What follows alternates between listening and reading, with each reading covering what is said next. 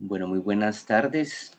¿Cómo están? Espero que estén muy bien. La idea, como les decía en el grupo, es que hagamos como un espacio corto para conversar sobre algunos asuntos. La idea es que yo les cuento como un poco lo que tengo preparado pues acerca del tema y ya pues generemos como algún espacio corto para generar pues de pronto algunas reflexiones, ideas, debates aprovechando este tiempo de almuerzo que tenemos generalmente en nuestro trabajo. Como les decía, la idea es tomarnos solo un tiempo para que podamos almorzar y que podamos aprovechar pues este tiempo para conversar. Bueno, voy entonces a compartir mi pantalla y comenzamos.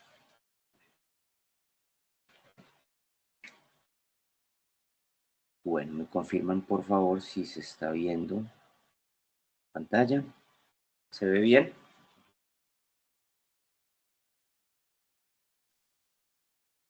Sí, se ve súper bien. Listo, gracias. Bueno, muy bien. Entonces, vamos a hablar sobre quién evalúa al evaluador o al terapeuta, ¿cierto? Y esto de pronto es una pregunta muy interesante porque todavía me acuerdo alguna vez de una reflexión que no la puse aquí, pero aparece mucho en internet, que muchas veces hablamos de los niños con trastornos del aprendizaje o dificultades del aprendizaje y siempre estamos pensando es que es el niño el que tiene una dificultad, una alteración, pero hay un meme por ahí, o una imagen, una caricatura, que dice, bueno, ¿y no será que el maestro tiene trastornos de la enseñanza? Y es una reflexión interesante, ¿cierto? Porque obviamente si somos humanos, pues seguimos teniendo también las dificultades propias pues, de la especie humana en ese sentido. Bueno, muy rápidamente, ¿qué vamos a abordar hoy? Les voy a preguntar si ustedes creen que tienen problemas de memoria, con cuál personaje de un corto video se identifican, a qué entonces le debemos prestar atención el evaluador o el terapeuta en su rol profesional y por último, qué estrategias para el evaluador o terapeuta les podría brindar, que son estrategias que yo he encontrado útiles para mí y que si les sirven a ustedes, pues bienvenidas que las puedan ustedes aplicar. Bueno, la primera es, ¿ustedes creen que tienen problemas de memoria? ¿Qué dirían ustedes si yo les pregunto, ¿ustedes creen que tienen problemas de memoria? ¿Cuál sería la respuesta?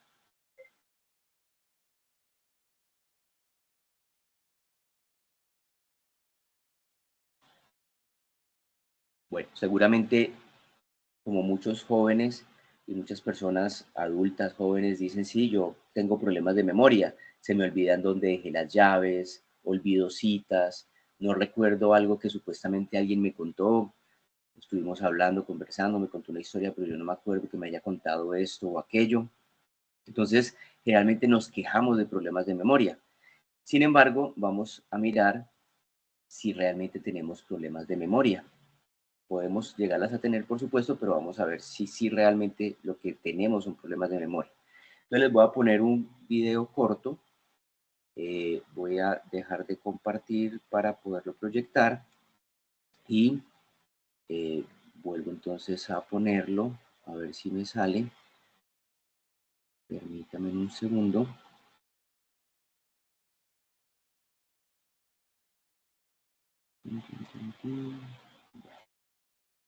Vamos entonces, listo. Bueno, entonces, no sé si ustedes han visto este video.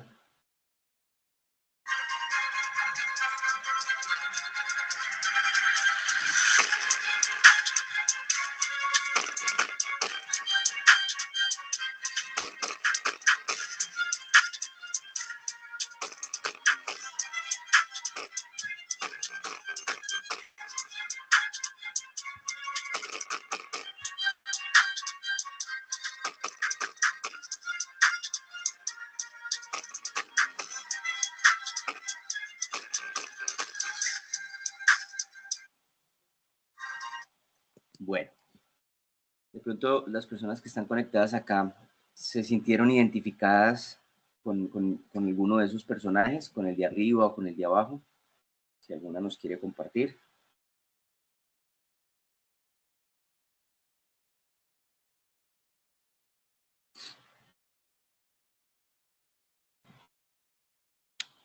Hola, profe, sí, ¿Con cuál? con el segundo. Con el número 2, ¿cierto? Muy bien. Bueno, estamos en un momento de vida donde nos identificamos generalmente más con el número 2 que con el número 1. Y ya vamos a mirar a ver qué pasó acá. Volvamos a proyectar. Entonces, si yo hago un sondeo, y de hecho lo he hecho en varios cursos, en mi ejercicio de docencia universitaria, me he dado cuenta que la gran mayoría se identifican con el número 2. Son contados con los dedos de las manos las personas que se identifican con el personaje número 1. Incluso me incluyo allí. Yo también hago parte del número 2. ¿Qué es lo que pasa? Nosotros anteriormente, por ejemplo, hacíamos una tarea a la vez, pero nuestra sociedad, el mundo, las demandas del entorno nos están llevando cada vez más a hacer lo que se conoce como multitask, a tener que hacer muchas cosas al tiempo. Antes, por ejemplo, para hacer una llamada telefónica con estos teléfonos que para muchos serán teléfonos de museo, yo viví esa transición, yo viví la transición de esa época a la actual, donde hacíamos una cosa a la vez. Llamábamos, conversábamos con una persona, y lo más novedoso en ese momento era que hubiera una llamada en espera o una llamada en simultánea. Entonces podíamos conversar tres personas o dos, sí, tres personas simultáneamente. Era lo máximo, pues, y eso era la gran revolución, lo más innovador del momento. Parecía que lo que ustedes ven aquí en la imagen del centro era imposible poder conversar con más de tres personas a la vez. Posteriormente entonces sale el celular. Miren los tipos de celulares que llegan al mercado, ¿cierto? Unos celulares aparatosos, grandes, pero poco a poco pues eh, se van organizando, se van depurando y van siendo cada vez más pequeños y más funcionales. Y pasamos entonces del teléfono, pasamos al computador, pero más que el computador, porque ya por supuesto ya existía, pasamos es al internet o a la internet, ¿cierto? La web. Y en ese momento estamos hablando de los años 90, eh, con Windows 95, 98, en fin, aparece la posibilidad de conectarnos con el mundo. Y yo me acuerdo todavía que salió la noticia de que iba a salir algo en internet, una aplicación que nos iba a permitir conectarnos con cualquier lugar del mundo, y eso era pues súper novedoso. Antes yo, por ejemplo, tenía que ir a una biblioteca y pedir un libro y mirar el libro, no me sirve, esperar entonces para pedir otro libro y buscar hasta encontrar la información que necesitaba, no como hoy que digitamos en Google o cualquier otro navegador y aparece un buscador y aparece ya la información lista desde cualquier parte del mundo. Ese momento fue pues revolucionario porque apareció entonces la posibilidad de comunicarnos con el mundo. Después entonces aparece Messenger, quizás algunos de ustedes pudieron vivir esa época ya del Messenger, de poder conversar con más de tres personas en simultánea, y posteriormente lo que estamos viviendo actualmente, el WhatsApp, ¿cierto? De poder hablar con muchas personas, muchas conversaciones, ¿cierto? Al tiempo. Bueno, como les decía, entonces estamos en un mundo actual de demanda que nos llama a hacer multitask, ¿cierto? O sea, multitarea, hacer muchas cosas a la vez. La pregunta es, ¿eso nos está llevando a tener atención dividida o alternante? ¿Ustedes qué creen? ¿Cuál es la atención, el tipo de atención? Ustedes saben que hay muchos tipos de atención. Está la atención selectiva, focalizada, dividida, alternante, ¿cierto? Todos estos tipos de atención, ¿cuál sería la que se pone en marcha en estos procesos? ¿Quién quiere participar y decirnos cuál podría ser?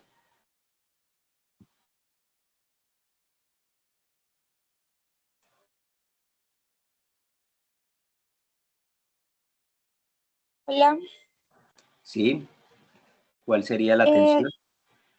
yo considero que sería como atención alternante.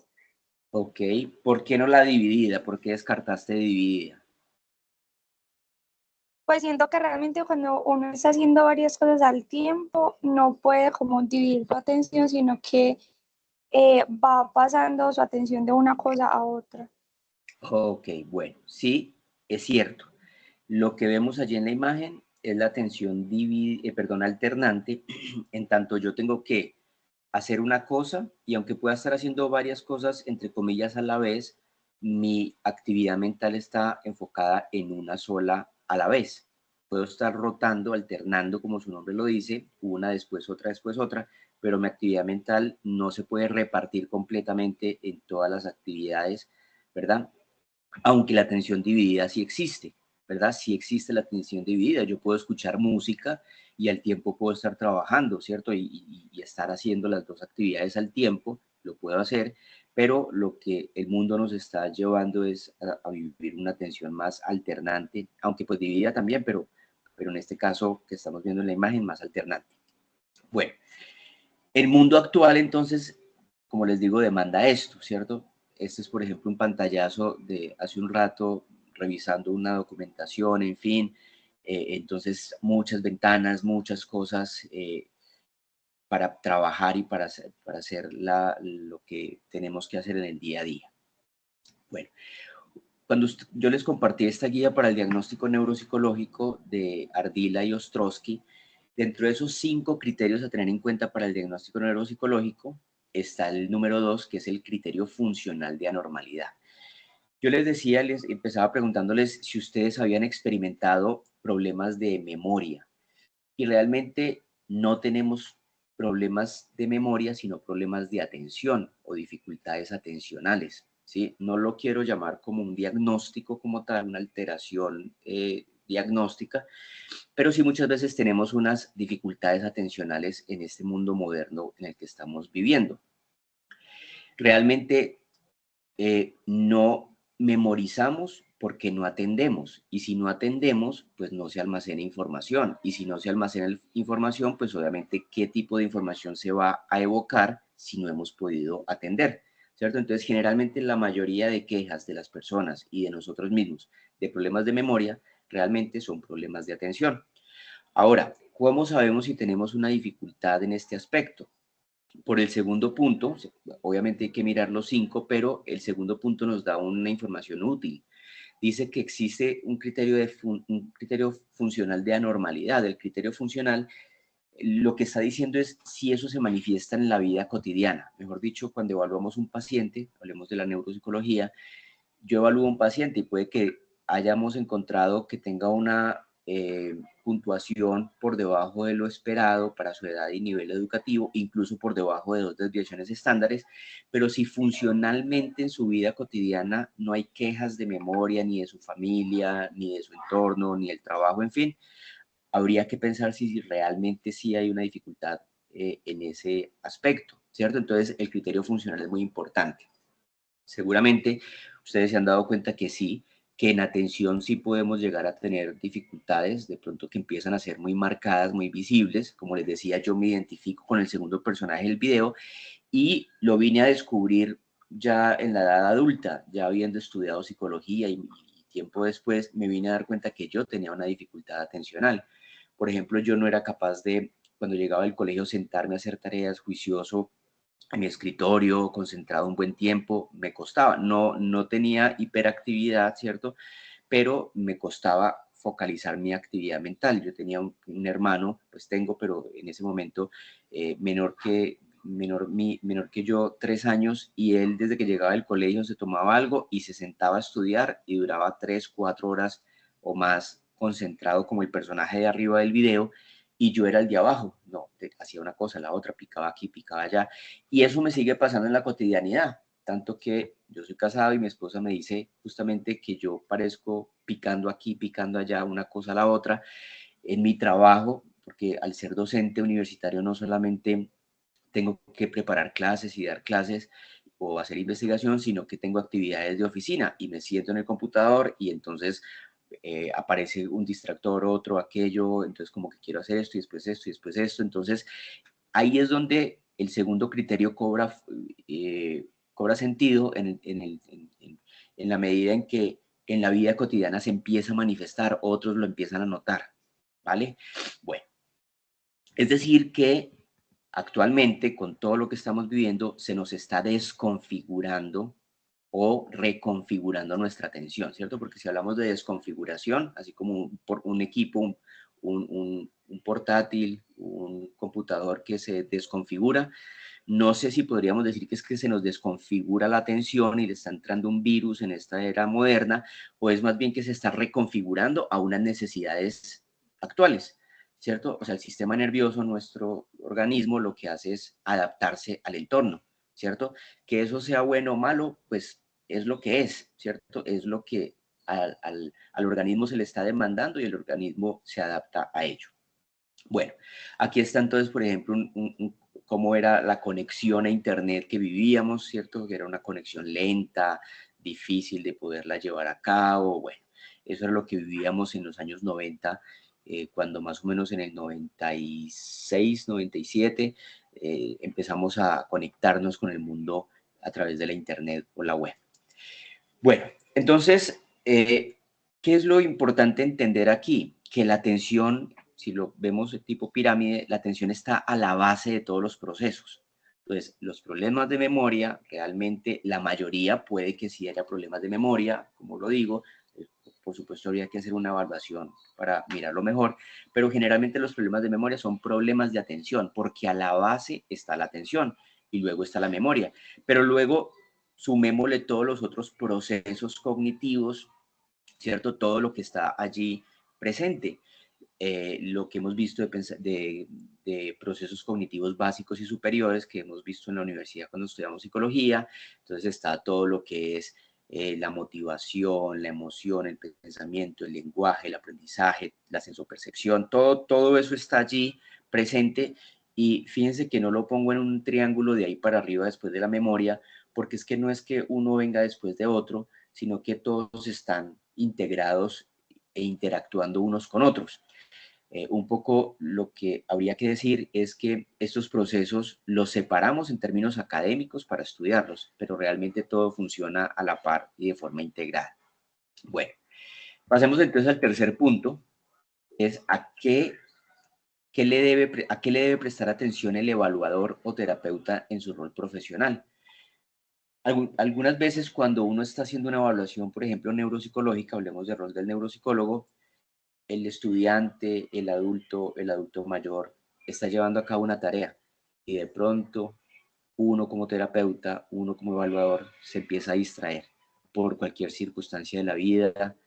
Si uno tiene alguna dificultad atencional, esto puede ser una tendencia con la que uno tiene que luchar, o si uno está pasando por un momento difícil en su vida, terminó una relación, lo despidieron del trabajo, alguna enfermedad en la familia, bueno, cualquier tipo de distractor, porque ustedes saben que nos podemos distraer tanto con estímulos internos como con estímulos externos. En este caso, pensaríamos que él está distraído, que su distracción se debe a algo interno que lo aqueja. Pero ¿cuál es el problema? Supongamos que esta tarea que está haciendo el niño tiene un tiempo, 2 minutos para hacerla. Si no está atento, si no está pendiente de lo que está haciendo, se va a invalidar la prueba. Y el problema no es del niño, el problema es del evaluador que no está ahí pendiente de los tiempos, ¿cierto? ¿Y quién lo evalúa a él? ¿Quién evalúa al evaluador? Es la gran pregunta, ¿cierto? Bueno.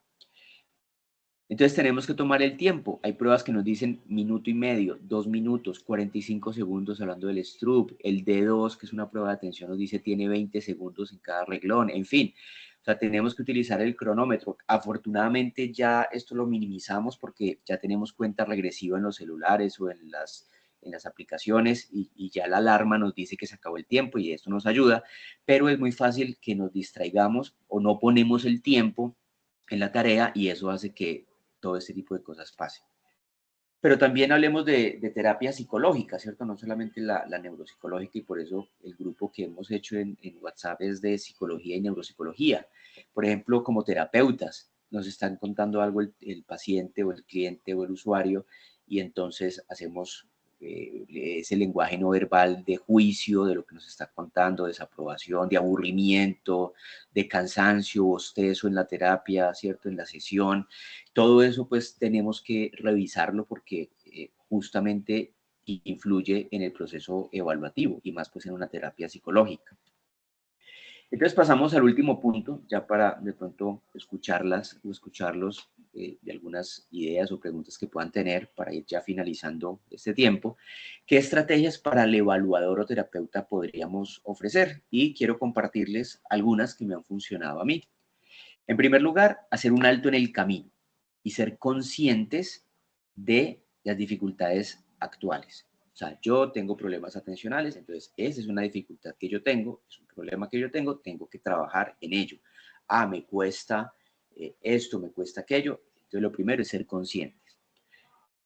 Lo segundo es obligarse, por ejemplo, a apagar o poner el celular en modo avión por periodos cortos. Empezar 5 minutos, 10 minutos. ¿Por qué? Porque es que nos volvimos adictos al celular. Se nos queda el celular en la casa y es mejor que salir sin ropa interior a que se nos haya quedado el celular. Mejor dicho, nos ponemos ansiosos porque se nos genera una adicción de tal forma que si no lo tenemos, empezamos a sufrir el síndrome de abstinencia. Sudamos, nos angustiamos, etc. Y suena como chistoso, pero es real. O sea, somos adictos al celular, ¿cierto? Y el mundo nos ha llevado a eso, el trabajo. Ya trabajamos por WhatsApp, el jefe me escribe en WhatsApp en todo tiempo, el celular está vibrando, bzz, bzz, bzz, bzz, bzz, ¿cierto? Porque todo el tiempo entra un mensaje, entra el otro, entra aquel, entra aquel, ¿cierto? Entonces, una estrategia es obligarnos a pagar, quizás no podemos vivir sin el celular en la medida que dependemos para el trabajo, para el estudio, para la familia, en fin, pero sí, por ejemplo, proponernos, bueno, voy a concentrarme a trabajar, 5 minutos lo voy a pagar para hacer este trabajo, esta tarea, o 10 minutos, o 15, o 30, o una hora, que se caiga el mundo, voy a trabajar en eso, después conecto, o mando mensaje, en este momento me voy a entrar a una reunión, o en este momento voy a hacer una actividad que demanda mi atención, en una hora vuelvo y me conecto, ¿cierto? Como informar a la gente y obligarse a hacerlo. Tan es así que fíjense que The New York Times, que es un medio de comunicación inglés, ya no me acuerdo si es inglés, creo que sí es inglés, en el 2018 hizo una publicación, tu celular es el enemigo de tu atención. Y miren simplemente cómo arranca el primer párrafo de ese artículo. Mientras tecleo esto, mi iPhone está escondido dentro del cajón de mi escritorio bajo llave.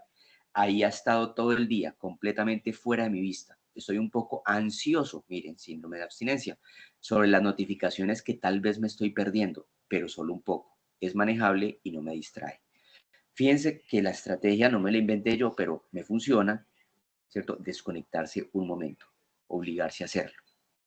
Ahí les dejo el enlace para que le puedan leer el artículo, que es bien interesante. Bueno, tercero, modificar el ambiente. Uno de los asuntos en terapia psicológica es modificamos el ambiente, modificamos las circunstancias o nos adaptamos a ellas. Entonces, en este caso, por ejemplo, si estoy en una habitación como esta, pues tengo muchos distractores. Me organizo de tal forma que tenga el menor número de distracciones posibles. Cambio el ambiente, ¿cierto? Me siento ya no mirando hacia la puerta donde veo todo esto que está en la habitación, sino que, por ejemplo, me siento mirando a la pared, donde hay menos distractores, ¿cierto? Organizo, bueno, todo ese tipo de cosas. En cuarto lugar, anotar ideas o tareas en papel o aplicación de celular. A mí me sirve mucho, a veces como que tengo tantas ideas en la cabeza y quiero hacer tantas cosas y todo a la vez, que me siento y empiezo, bueno, tengo que hacer esto y esto y esto y esto. Uno lo puede anotar en papel, en el celular. Hay aplicaciones justamente que son de notas o de task, de tareas. Entonces, eso vale la pena poderlo hacer. Incluso lo puede uno organizar por categorías del trabajo, del estudio, de la familia, etc. En quinto lugar, dividir las tareas en pasos o tareas pequeñas, seguir haciendo uno por uno. Entonces tengo esto por hacer y a veces uno se abruma y uno dice, no, es que tengo 1000 cosas que hacer. Primero, sáquelas de su cabeza, anótelas. Pero en segundo lugar, bueno, coja esas tareas, listo, para hacer esto que necesito, lo primero es esto, ¿cierto? O sea, divídala en pasos pequeños y cuando yo hago eso, ya va a ser más fácil y como más alcanzable, como cuando uno hace un rompecabezas, uno va ficha por ficha, ¿cierto? Sección por sección, voy a empezar primero con esta esquina, luego con esto, luego con aquello. Aquí cobra relevancia las técnicas y estrategias que se trabajan en rehabilitación cognitiva, que se han definido por Benedict en el 89, restauración, compensación y sustitución. En palabras sencillas, restaurar, aquí estamos hablando ya pues cuando hay una lesión cerebral, ¿cierto? Una rehabilitación neuropsicológica, cuando hay una lesión, en este caso pues no aplicaría para nosotros, pero por ejemplo compensación sí, se asume que la función alterada no puede ser restaurada, Por ello se intenta potenciar el empleo de diferentes mecanismos alternativos o habilidades preservadas. Entonces, me cuesta trabajar mi atención, entonces me obligo a hacer cambios en el ambiente, tener una libreta para apuntar citas, tareas, ¿cierto? Eso todo se llama tareas, estrategias de compensación. De sustitución, entonces, estrategias que ayuden a minimizar los problemas, como, por ejemplo, utilizando ayudas externas, ¿cierto? Compensación y sustitución pues van muy de la mano. Estas estrategias las retomé de este artículo de 2001, pero ese artículo de 2001 cita a este de 1981 de Benedict, que es muy interesante. Ahí pues simplemente quiero resaltar que este autor menciona que hay estrategias de remediación, de compensación, y me parece interesante con lo que termina, no, una idea que dice ahí en el artículo que dice: creo que los que hacen intervención están éticamente obligados a restaurar la función siempre que sea posible e intervenir con estrategias de compensación cuando la remediación sea ineficaz. Por eso ustedes van a encontrar hoy en día, hay una página muy interesante que se llama Neuroclass. Yo la sigo en Instagram, no sé si tiene en Facebook, pero en Instagram está.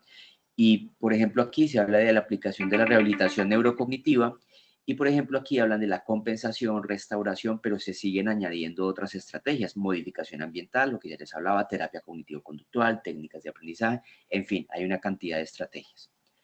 Resumiendo, ¿qué entonces debemos hacer? Primero, reconocer cuáles son nuestras debilidades. En segundo lugar, ser conscientes de estas debilidades en los momentos en los que se manifiestan, y eso es metacognición, o sea, ser consciente de mis propios procesos. Parece que la 1 y la 2 es lo mismo, pero no, porque la primera es saber cuáles son mis debilidades y la segunda es reconocer cuándo se están manifestando en los momentos específicos. Estoy trabajando, me estoy distrayendo. Aquí me estoy distrayendo, ¿cierto? Entonces necesito hacer algo para evitar eso. Tercero, cambiar el ambiente o adaptarnos a este, si no lo podemos cambiar. Y por último, yo lo llamo terapiarnos a nosotros mismos, ¿cierto? Buscar estrategias, por supuesto, si es necesario, pues buscar también ayuda profesional, porque también el médico se enferma, el psicólogo también necesita apoyo, el neuropsicólogo también, pero podemos buscar apoyarnos a nosotros mismos con la ayuda de las estrategias de la neurociencia y buscar estrategias de restauración, compensación y sustitución en caso de ser necesario, como las que ya les mencioné. Bueno, hasta aquí entonces, para generar como un espacio de unos minuticos para que conversemos. Si hay alguna pregunta, algún comentario, adelante.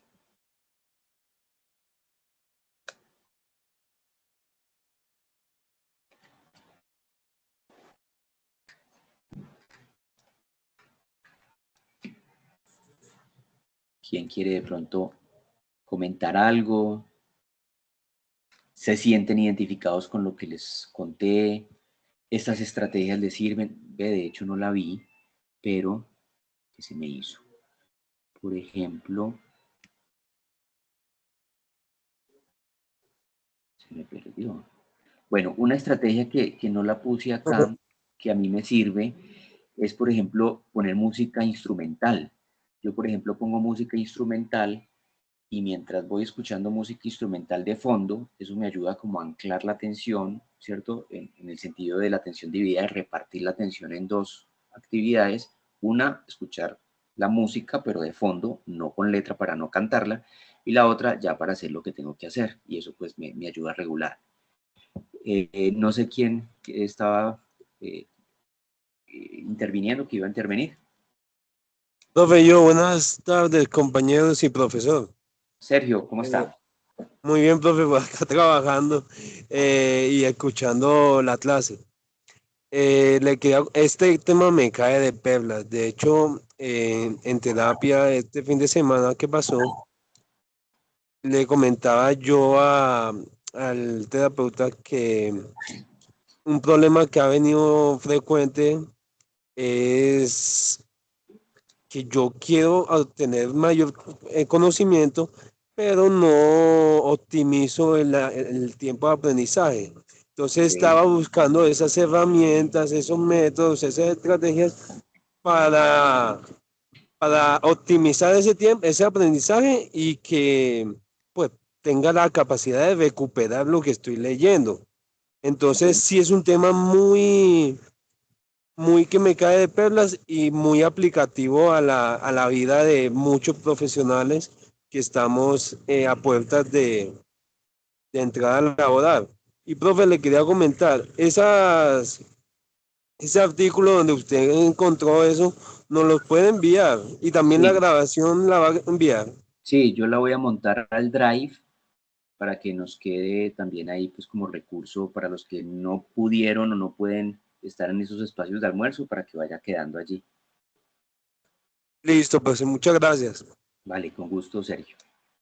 ¿Quién más de pronto? Mateo tiene la mano levantada. Buenas tardes, ¿me escuchan bien ahí? Sí, lo escucho. Primero, para darte claridad ahí, el New York Times es de un diario Lo estadounidense. estoy escuchando muy lejos, Mateo. Si de pronto puede hablar un poquito más duro. Que no Ahí, lo... ¿me confirmas si me Sí, escuchan mejoró. mejor ahí?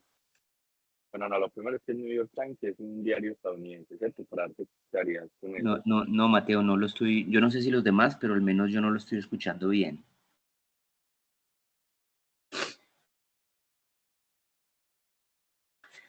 Alcancé creo que a escucharle acerca de New York Times y sí, obviamente Nueva York, New York, sí, claro, de Estados Unidos el diario, sí. Eso fue lo que alcancé a escucharle.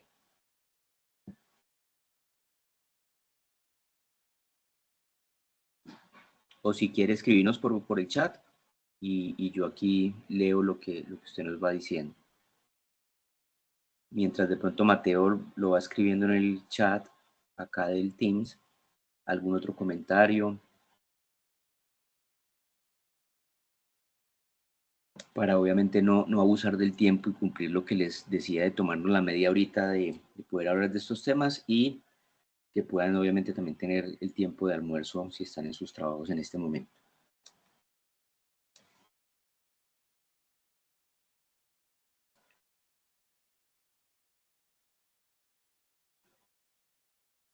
Vamos a dar un minutico porque no sé si Mateo está escribiendo en el chat o no.